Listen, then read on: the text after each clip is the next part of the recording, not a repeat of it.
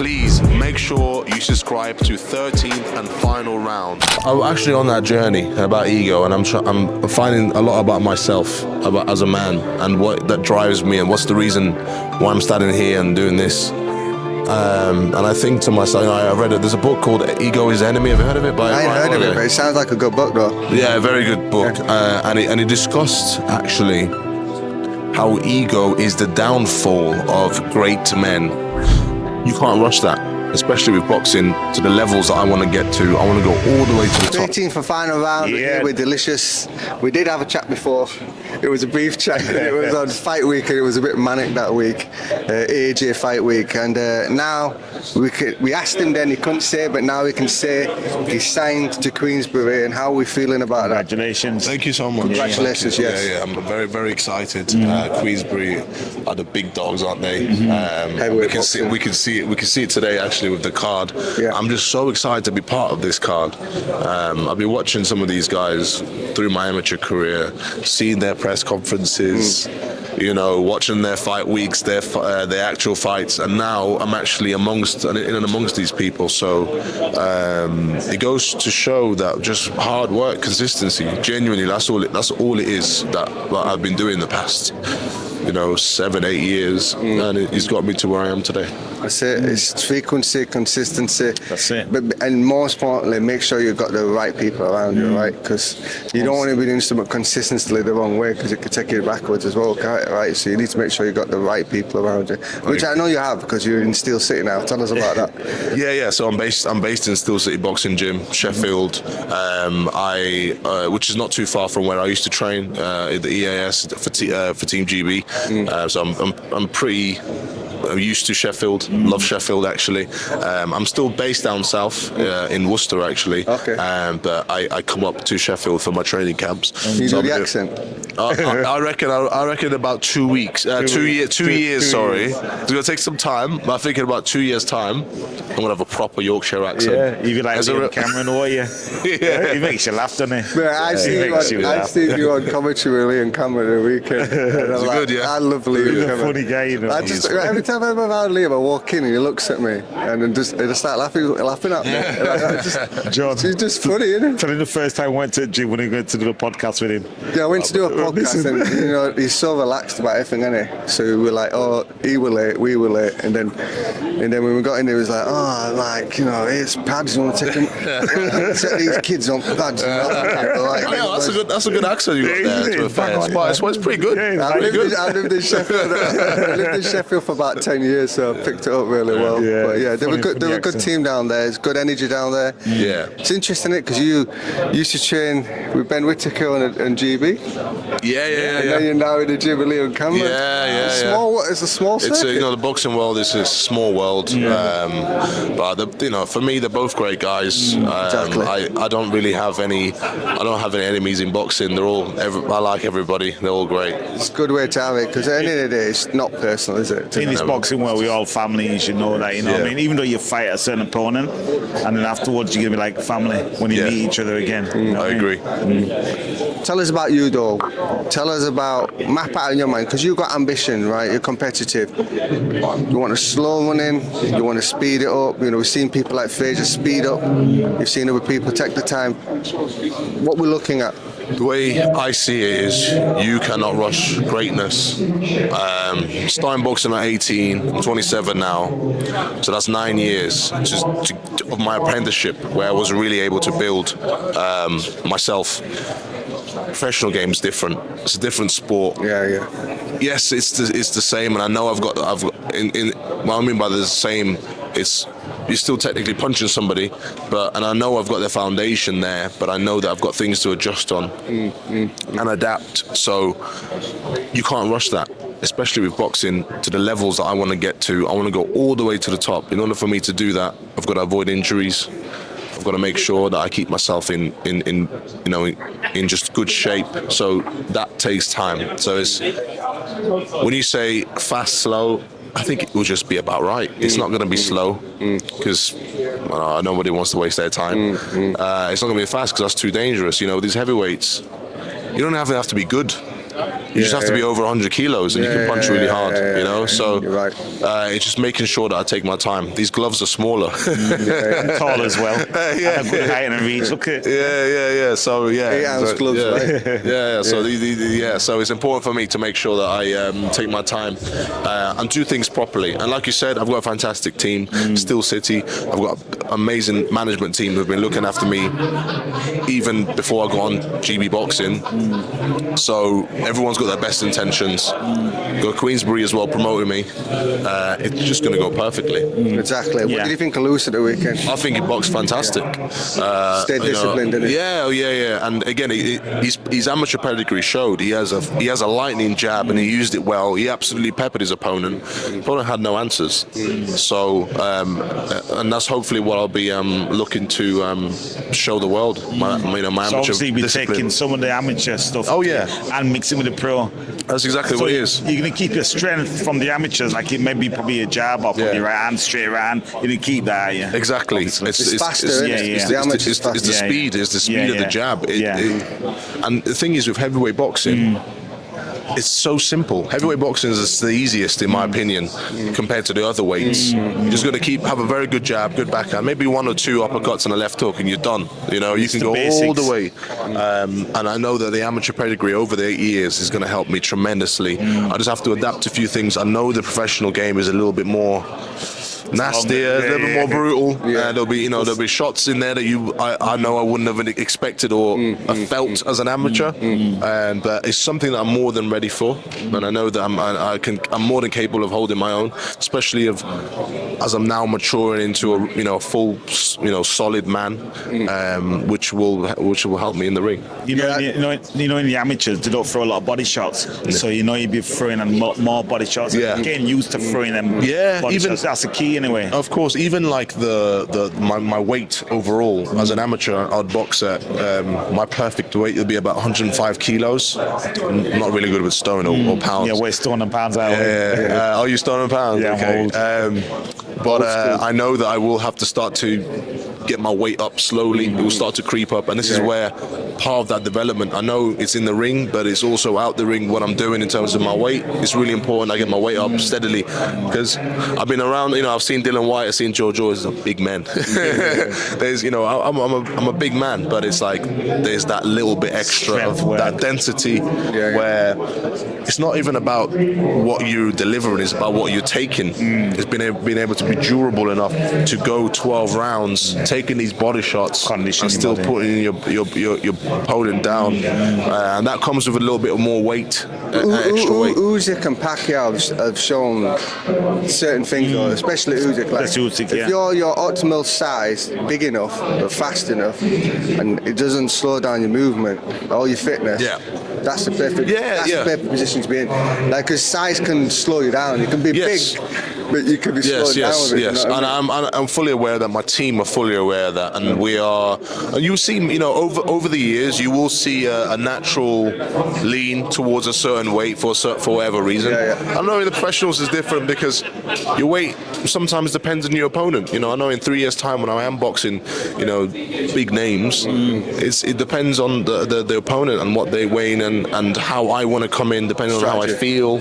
So it's all a strategy. In the amateurs, you've got, you can have a competition, a tournament where you have 3 fights. You have a guy who's 7 foot. You got a guy who's 6'2", southpaw. The 7 foot guy is orthodox that likes to go to the body. You've got to. So you've just got to go with how you feel. Whereas as a professional, it's a little bit different. So I would say it's crazy that Lewis, because Lewis is a personal friend, has been for the last 6 years.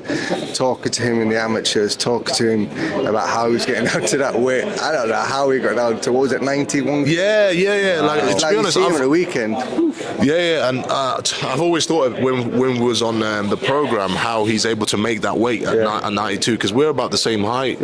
So it's very impressive for him to do that, to be honest. But it's about time he's so especially as he's maturing and growing. He's happy to eat. Especially getting weighed in afterwards, like in the amateurs, you get weighed in on the same day. Yes. So the food. But now you can refueling is tough. And I haven't personally experienced it, but I've seen my teammates weights where when you know how to do it properly. it's hard. It's hard. Certain ways to So do it. I like to think that I'm in a fortunate position not to worry about that. Trust me, I don't even know. I used to boil down to 10 stone. He used to boil down 10 stone. I used to do it. I did about, I can remember I was 14 and it took me 4 months to get up to 11 stone 6 middleweight. Yeah. Wow. I'm walking around now at 14 stone. I don't know how I You got down to 10. I was literally chopped my arms and legs to a bit of the weight, do you know what I mean? But you learn. These fighters now, though, are far more educated than when we was nowadays. We did it the wrong way. When I come out of boxing, and the thing that I had was a lack of nutrition. So, funny enough, that's when I went and studied and become a qualified nutritionist. And now I help fighters make weight safely. Like Echo, I do Echo Esserman's nutrition. Okay. Yeah. So I'm with Echo, and we started working together 3 fights ago. Oh, okay. He was, I won't say what we were doing, but we were doing everything wrong. And as soon as I made just a couple of adjustments, I said, I'm eating more, and your weight's coming down. That's the thing. It's like with today's sports science, it's all advancing, and even like the professional heavyweight boxers are getting bigger, stronger. So it's just part of that evolution. Exactly. If you know how, your first driving lesson seems hard, sticking all the stuff in, and then it's like, well, actually, there's no more coming in. And the jigsaw puzzle only goes together one way, right? So once you know how to deplete glycogen levels timed, store glycogen levels timed, know where to put the food in certain orders, so the body responds to it at a certain time. Yeah. It's different. This counting calorie stuff just makes me laugh, because to a nutritionist, if it was about counting calories, all you got to do a degree in nutrition. That's like saying I'm going from Leeds to Birmingham, I don't know my way, I use Google Maps. But after you've been several times, why would you need to use Google Maps? It's counting calories every day. Yeah.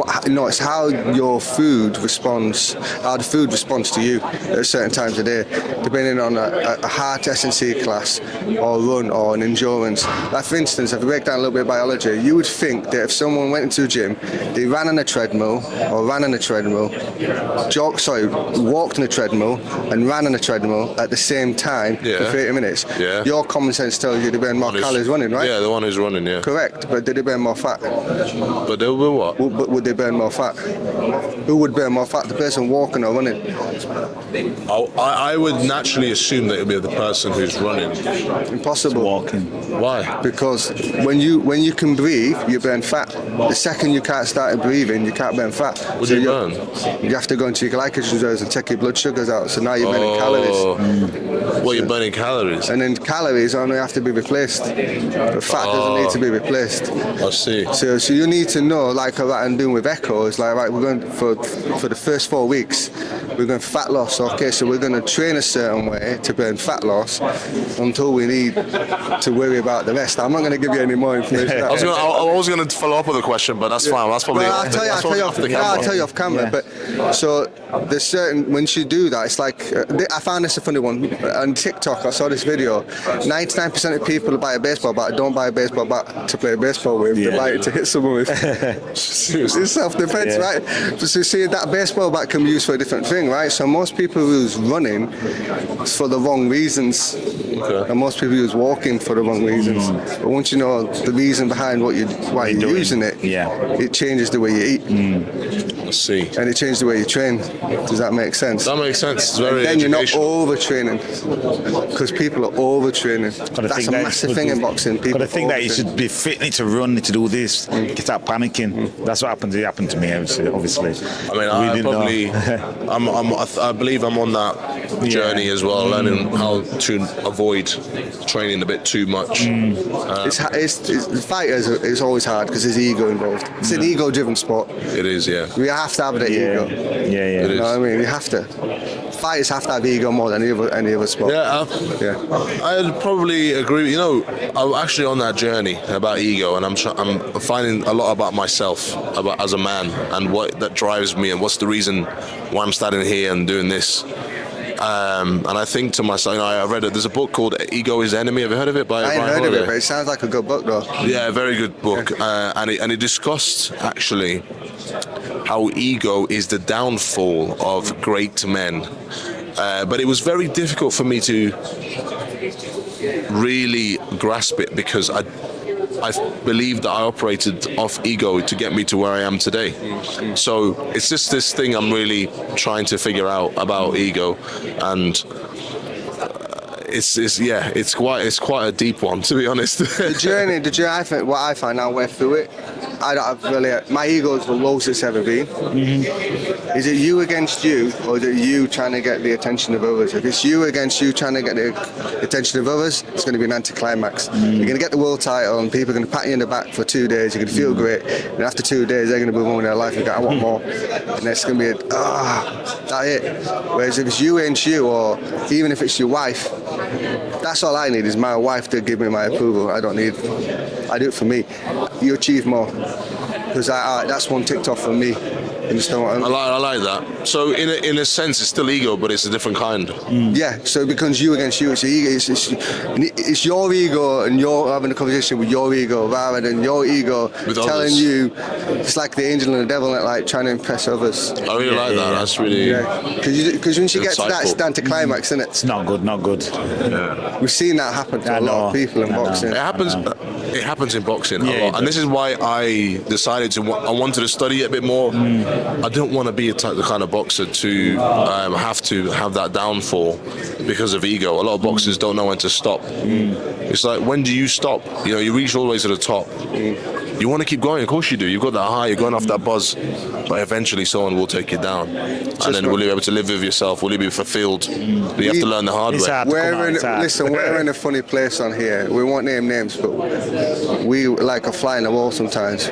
We can watch fighters, and it's funny because we're like, he's acting normal right now. There's a camera coming into the room. Watch him change. Yeah, automatically. I hope you haven't been saying that about me. No, we can see it. We don't know you well enough yet. Let me know. I'll let you know if you want to tell you. But some people crave that camera. And they're looking at, some people are actually looking for the camera. There's no camera. As soon as the camera goes on and they're walking towards it, they love that. But please do let me know, because that's something that you're learning from this. Even what we're saying now, take it in. Oh no, 100. I want to be. My aim in my life is when I'm a lot older, looking back and I just want to be fulfilled. It's not about the happiness. I like that, because happiness is fleeting. Yeah. There's always emotions will come. You can't be happy. I believe you can be fulfilled. And it's important for me to stay true to myself. And this is one that I don't know if you know that I sort of had the opportunity to box to wrestle in the WWE. No, I didn't know about that. Yeah. So, but for me, one of the main reasons why I decided to become a professional boxer and be best in my game is it's, in my opinion, one of the only few things in this world where you can genuinely be true to yourself. Yeah. There's other job fields, but this is the only way I can express to myself that I can be true to myself, because you will get found out in a boxing ring if you're not true to yourself. Even when I'm speaking and saying, having all these interviews, I genuinely do believe it deep down. I'm not just saying it, but it's a test every day. I wake up, it's like, do you believe what you say? It's true to yourself. And I believe as I get older, I look back and think, I can die a happy man. I was true to myself. What more do I want in my life? Exactly. That's it. Ultimately, get the appraisal of your wife when you get one, and your kids. Leave your legacy. So when you die, people are back. Look at Muhammad Ali. People are going to talk about Muhammad Ali forever. No. Do you understand what I mean? Certain other fighters they won't talk about forever because, who said it? Mike Tyson said a really good thing to Cameron. He said, Floyd Mayweather can't even take his kids to school. Whereas Muhammad Ali, he didn't fear the people. He didn't have security. He lived for the people. He wanted to be amongst the people. Do you understand what I mean? So ultimately, you'll figure out what's for you. But I believe in God. So for me, I believe every talent that we get, we're just a vessel for that talent. We use that talent for a higher purpose. Do we use it for ego purposes? Do we use it to get rich? Brendan Ingo used to say to us all the time, money won't make you happy, it just give you independence. Gives you what? Money will give you independence, but it won't give you happiness. Okay. And so then what happens, you take that money, you'll be buying objects to make yourself happy because that's what you think money is. But then you're not bankrupt. And how many people do we see use that money and go bankrupt because of it? You know what I mean? And I'm around certain individuals now that have got money, and you won't know they've got money because they found contentness in helping people rather than money. And trust me, when you start coming through the ranks and all that, you'll see people change around here. You'll see people's the enjoyment in people's face, and it'll give you a true rewarding feeling, indication. But at that point, it's how you monetize it. So everything that I do, my businessman, I got 4 businesses. It's always about this thing's working. How do I monetize it? This thing's working. How do I monetize it? How do I help people? How does it become fruitful? There's no point in just doing something if you can't monetize it. Does that make sense? Otherwise, it's just you pay with 2 things. You pay with time or money. That's right. You go to your own organic route and you start putting out loads of content and you go viral. It's not paying you. Or you pay for paid ads and you go viral, but then you're not paying with time anymore. You're paying with money. So you understand what I mean? Where you've got a massive platform where these guys are going to promote you and put you out there, which is going to take a lot of pressure off you having to monetize. And now what you're going to do is focus on training, train hard, and think, how can I build a product? You are the product. Anthony Joshua is a product. Anthony Joshua will put his name on a pair of shorts or a hotel or whatever, and it will just become something. Does that make sense? Yeah, I agree. So as you're going on that journey, you'll figure it out. That's right. I didn't know we were going to go that deep. Take that in. I am taking it in, definitely. Yeah. And It's good that you guys are experienced. It's good that you're getting it from now, and you're going through your pathway now, so you can take whatever advice you get from us or whatever, and bring it with you. My first learning experience was in the 90s training with Nazim Hamid and Johnny Nelson. Johnny's my business partner now. So seeing that firsthand as a teenager and seeing how it all went, just being a fly on the wall watching Naz do his thing, can't not help have an effect on you. You know what I mean? And you've had it in GB with AJ and people. You're just not going to figure out how to see what you see him, not lose who you are in the moment. Don't get fooled by the cameras and everything. You know what I mean? Yeah, I like it. I like it. Stay true to yourself. Yeah, man. Yeah, exactly. Key. Exactly. And we'll check back on me. 2-3 years time. We'll be following you. Check back on me 2-3 years time and genuinely ask me the question. Are you being true to yourself? And I'll be honest with you. Yeah. I will You're 35 minutes from where we live as well. We can. Okay. We can pop down. Knock on the door. Are you true to yourself? We'll keep on reminding you. We'll do a monthly check-in. In fact, I'll ask Liam's on our WhatsApp. I'll just text Liam and say, Liam, how's delicious doing? How's it doing? And Liam will probably go, I don't know, you know. Starts dropping his hands in sparring, you know what I mean? You know what I mean? Tell him to take his hands up, but he keeps dropping them. Listen, we're going to check out there. This has been delicious. Delicious, man. Peace.